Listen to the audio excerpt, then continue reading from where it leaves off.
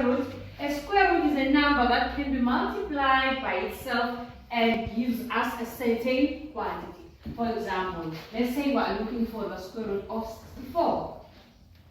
We are looking for a number that we can multiply by itself and it gives us exactly 64. So for example, let's say the square root of 64. How do we get the square root of 64? I'm going to say 6 plus 4 equals to 10. Now we are subtracting the 2. So 10 minus 2 is equals to 8. So the square root of 64 is 8.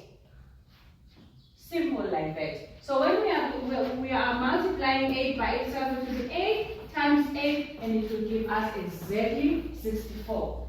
To prove that the square root of 64 is equals to 8. Now we are looking for the square root of 49.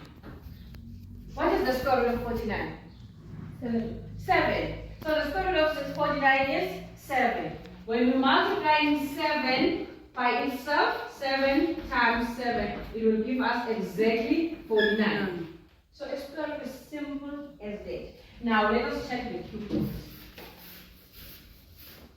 The cube root.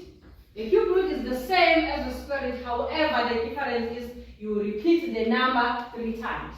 Now we are looking for the cube root of 8.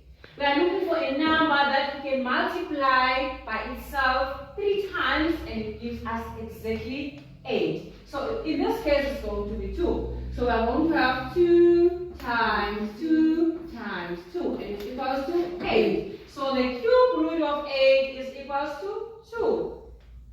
So now let us go to 64 again. Now we are looking for the cube root of 64. What is the cube root of 64?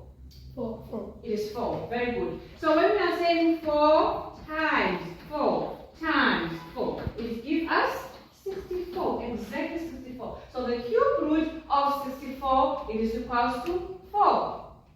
This is how